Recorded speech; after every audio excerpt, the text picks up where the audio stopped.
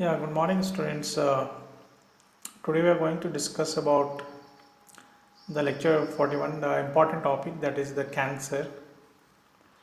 So, what is a cancer? It is a mass of tissue formed as a result of abnormal, excessive, uncoordinated, autonomous, and purposeless proliferation of cells. So, other words we use for the cancer is neoplasm, tumor. So it is the condition where the cells starts dividing and there is no control over the divisions, that is uncontrolled, uncoordinated and autonomous excessive proliferation of cell. And oncology is where it is a branch of science which deals with the study of neoplasm, transformation from a living normal cell into a living tumor. So there are some basic features of change in the neoplasia. That change is irreversible, becomes fixed characters of a transformed cell. Acquired fixed character is heritable. So whatever the changes is taking place, actually this is heritable. It's passed from generation to generation. Tumor cell divides to give tumor cell. So again, there is a division of tumor cell, and tumor cell when you divide, it will give a tumor cell only. Change once occurred is self-perpetuation. Once whatever the change is occurred, it keeps on passing from generation to generation. Then tumor cell has uncontrolled passion for continued proliferation. So these are some basic features of cancer. Then classification of tumors, generally based on the nature of the tumors, we have two types, that is benign and malignant. Benign tumors is harmless and self-limited, whereas malignant tumor is harmful and rapidly growing. So this is the two types based on the nature. Names of every tumor ends with oma. Malignant tumors of epithelial tissue is called carcinoma, and malignant tumor of connective tissue is called as sarcoma. Then classification of tumors based on the tissue of origin. So based on the nature, we have two types, benign and malignant tumor, and based on the tissue of origins, we have various type of tumors. If it is epithelial tumors, especially the squamous epithelium, then benign tumor is called as squamous cell papilloma, and malignant it will be called as squamous cell carcinoma. If it is transitional epithelium, then benign tumors will be called as transitional epithelium papilloma, and malignant tumor will be called as transitional epithelium carcinoma. If it is glandular epithelium, then benign tumor is called as adenoma, and malignant tumor is called as adenocarcinoma. If it is liver cell, that is hepatocytes, then benign tumor name will be called as liver cell adenoma, and malignant will be called as hepatocellular carcinoma or hepatoma. And if the tissue is adipose tissues, the benign tumor is called as lipoma, and the malignant will be called as liposarcoma. If the tissue is fibrous tissue, then benign tumor is fibroma, and malignant tumor is called as fibrosarcoma. If the tissue is cartilage, then benign tumor is called as chondroma, and malignant tumor is called as chondrosarcoma. If the tissue is bone, then benign tumor is called as osteoma, and malignant is called as osteosarcoma. If it is a blood vessel, then benign tumor is called as hemangioma, and malignant tumor is called as angiosarcoma. If it is nerve cells, then benign condition is called as ganglion neuroma, and malignant is called as neuroblastoma. So this is the different types of cancer based on the tissue of origin.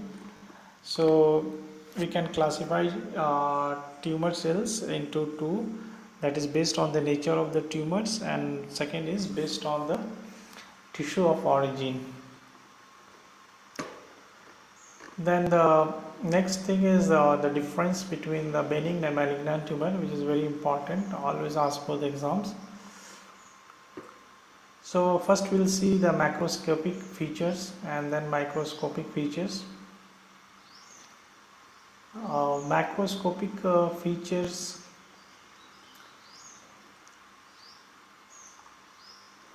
is like first is boundaries.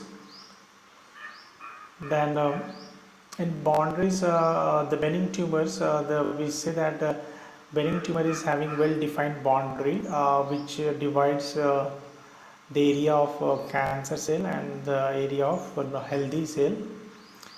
Malignant tumors boundary is not well defined. You cannot differentiate which is the cancer and which is the healthy tissue. So that's why boundaries encapsulated, well circumscribed, or we also use one word, that is line of demarcation, is they present in benign, whereas line of demarcation is absent in malignant. The boundary is irregular and poorly circumscribed. Surrounding tissue, in benign tumor it is actually compressed, whereas in malignant tumors usually it is invaded by the malignant tumors. Size, benign tumor is usually small size, malignant tumor is usually of large size. Secondary changes occurs less in benign, whereas it occurs more in malignant tumors. Macroscopic features pattern then closely resembles the tissue of origin, that is benign, and for malignant poor resemblance to the tissue of origin. And for this sometimes we use the word that is called as differentiation, and we say that benign is well differentiated and malignant tumor is poorly differentiated. So the meaning of differentiation is the extent to which the tumor cells shows resemblance with the normal tissues. So if it is more resemble, if it is more close to the normal tissues, then we say that it is well differentiated, and if it is not like normal, then we call as poorly differentiated. Then basal polarity is retained in benign tumor, whereas in malignant tumor it is lost. So what is basal polarity? It is actually the differences in the shape, structure and function within a cell. So that is going to be written with benign, and that difference in the shape, structure and function is lost in case of malignant tumor. Pleomorphism means the occurrence of more than one forms. So there will be normal in benign tumor, but pleomorphism is increased in malignant tumor. Then nucleocytoplasmic ratio, that is the nucleus area divided by cytoplasmic area. If you see in benign tumor, that nucleocytoplasmic ratio is normal, means that if the nucleus occupy one part, then cytoplasm will occupy 5 parts. So 1:5 is the normal nucleocytoplasmic ratio in benign tumor. But in the malignant tumors, the size of the nucleus is increased to so much that it almost become equals to the size of cell or cytoplasm. So the nucleocytoplasmic ratio in the case of malignant tumors will be 1:1, and 1:5 is in the case of benign tumor. Then hypochromatism means more color forms is absent in benign tumor, whereas it is present in malignant tumor. Then we have a mitosis. Then benign tumor always have a typical mitosis, and malignant tumor there is atypical and abnormal mitosis. Then tumor germ cell may be present but with atypical nucleus in benign tumor, and tumor germ cell always present with atypical nucleus. Cytoplasm in benign is the normal constituents. All the normal constituents of the cytoplasm will be present in the case of benign tumor. So all the normal constituents organelles are present in the benign tumors, whereas in malignant tumors elements of the cytoplasm are reduced or lost, like organelles of the cytoplasm. Then functions, benign tumor usually well maintained. All the function is maintained in the benign tumor, whereas malignant tumor the function is retained or lost, or it may become abnormal. Then local invasion, that is means attacking the nearby tissues. Benign tumors often compress the surroundings, and no invasion and infiltration will take place in benign tumors, whereas local invasion take place, that is invasion and infiltration to the adjacent tissues take place in malignant tumor. Here growth rate is slow in benign tumor, and it is rapid in malignant tumor. Metastasis, that is spreading of cancer from one place to other place, is absent in benign tumor, and it is the characteristic and present in malignant tumor. So this is the important difference, and some more point if you want to add, you can add that benign tumors after removal benign tumors, the chances of reoccurrence is very low, whereas for malignant tumor, after getting removing of this malignant tumor, chances of reoccurrence is more. Then we say that benign tumors does not leads to death, whereas malignant tumors can leads to death. So along with these points, you can write the more differences between the benign and malignant tumor.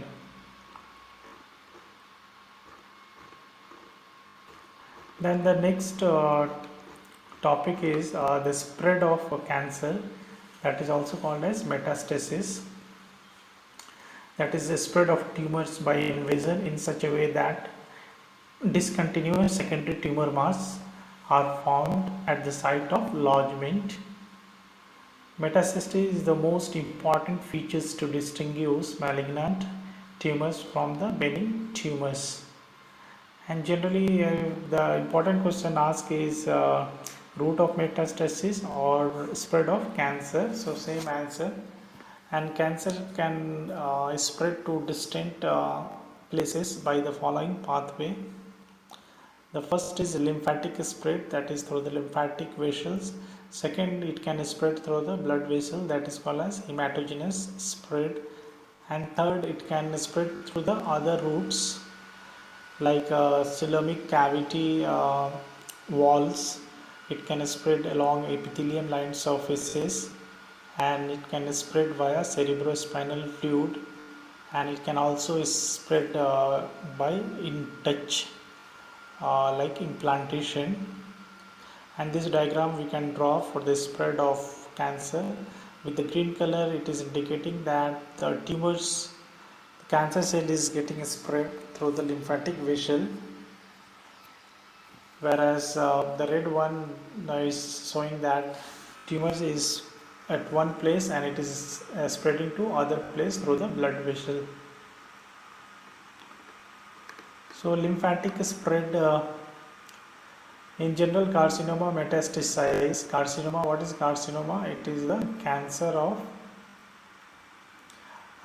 epithelial tissues, and sarcoma is the cancer of connective tissues.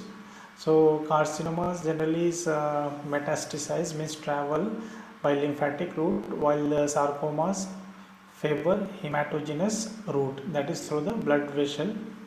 However, this sarcoma, that is the cancer of connective tissues, can also spread by lymphatic pathway.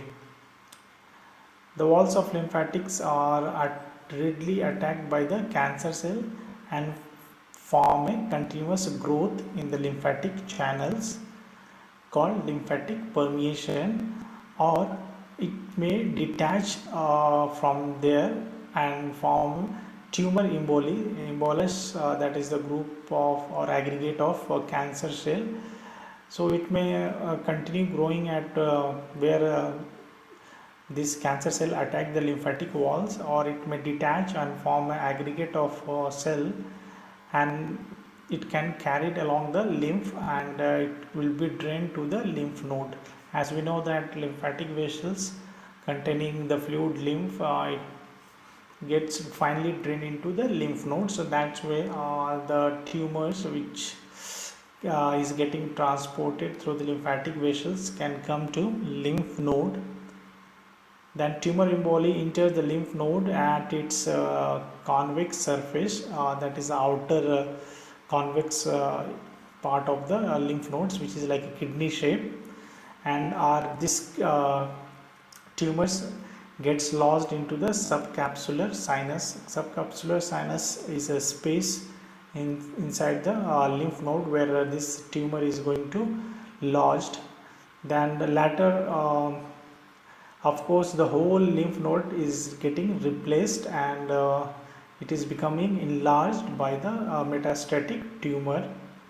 And one more point we can write, that lymph node initially, when the cancer is not came to the lymph node, it was acting as initial barrier filter, as well as it this lymph node caused the destruction of tumor cell, while later when the tumors get enter inside the lymph node, then this lymph node only is now supporting the growth of tumors that provide fertile soil for the growth of tumor cells.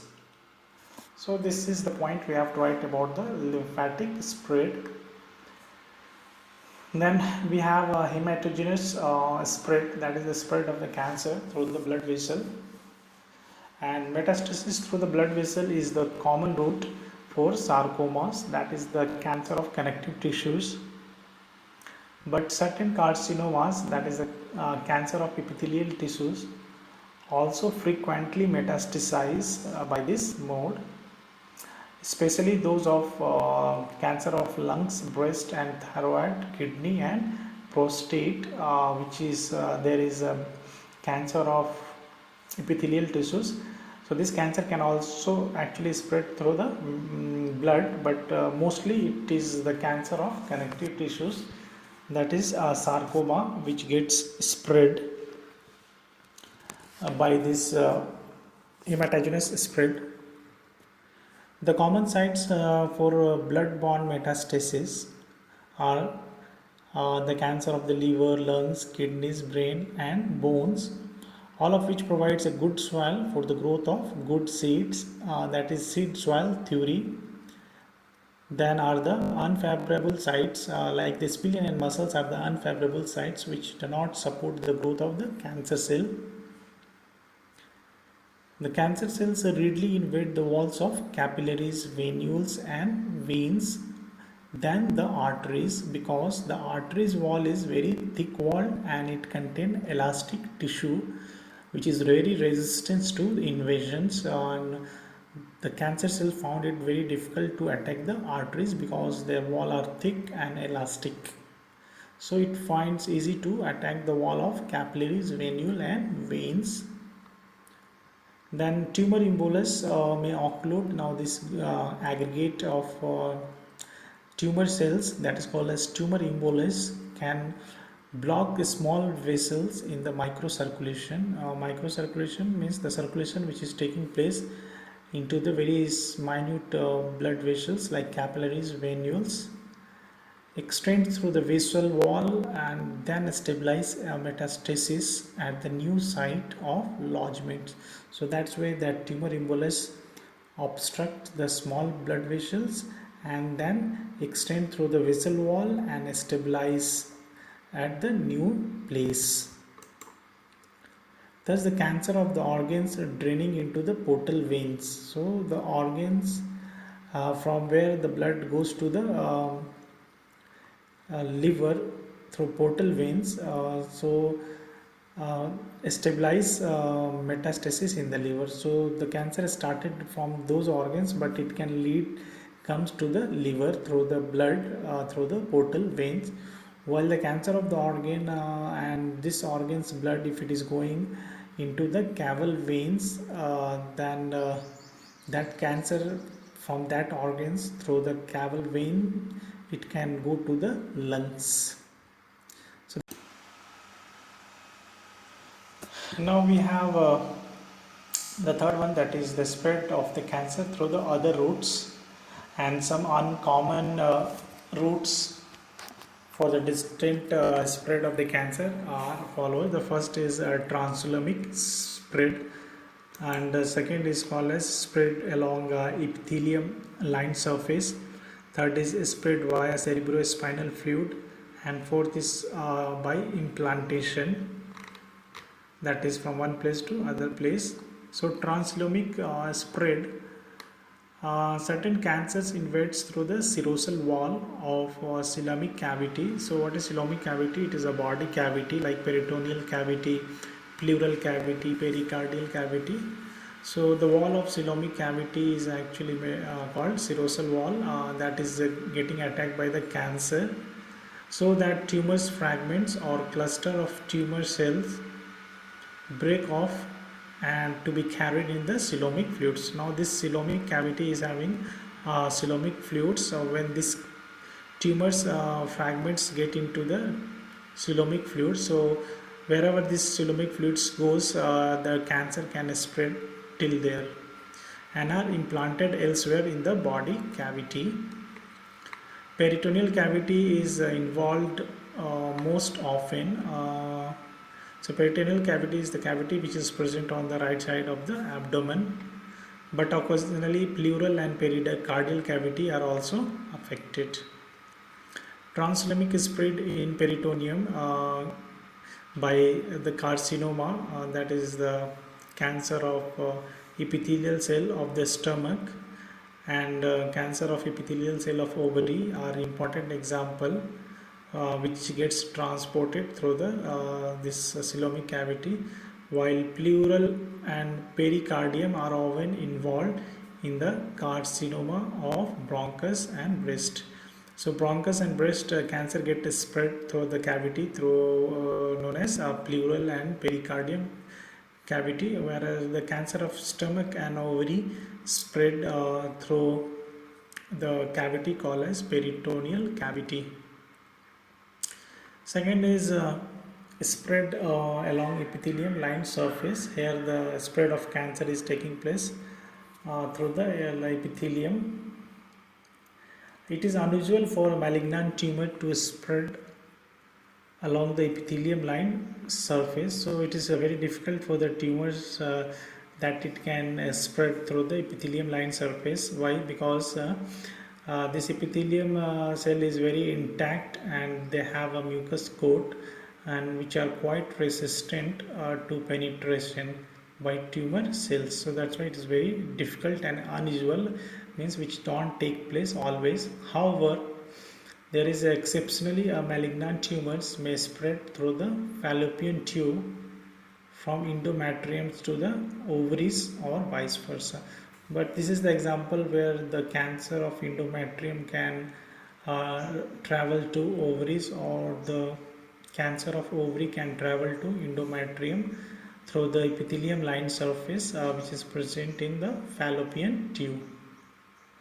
And the cancer can also spread through bronchus to alveoli and through ureters from kidneys into lower urinary tract. So this also, the spread of the cancer is through the epithelium line surface. So these are the example where the cancer is getting spread through the epithelium line surface. That is, the cancer of ovary is transferred to the endometrium, or the cancer of endometrium is getting transferred to the ovary, or the cancer of alveoli is transferred to the bronchus, or bronchus to alveoli, or the cancer of ureters, cancer of kidney is getting transferred into the lower urinary tract through the ureters. Now third is spread via cerebrospinal fluids. So we know that cerebrospinal fluid is the fluids present in the central nervous system.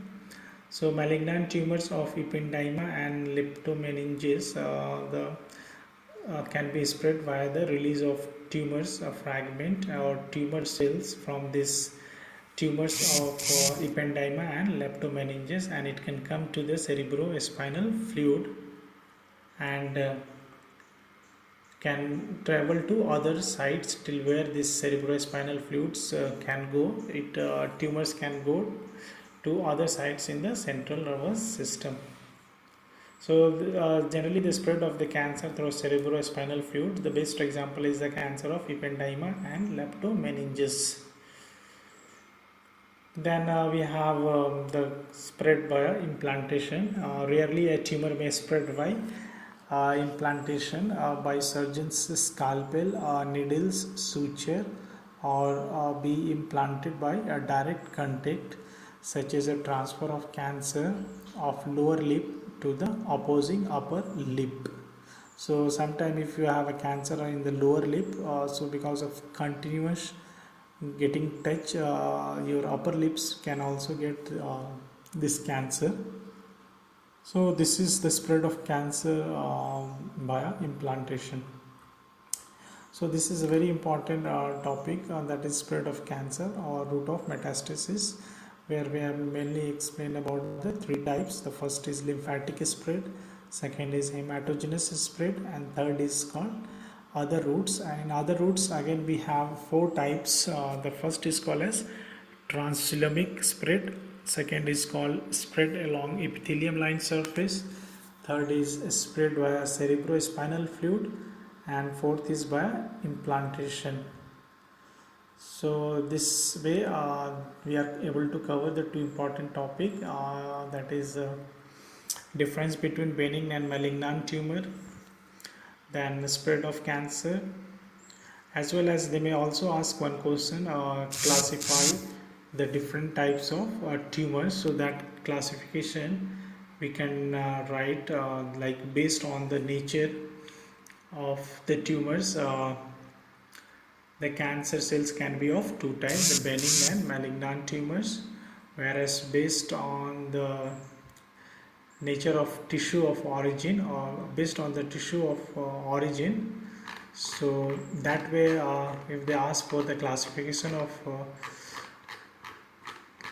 tumors, so that you can give based on the nature of tumors as well as based on the tissue of origins, and different types of tissues and their different names of benign tumors as well as malignant tumors. So this is enough.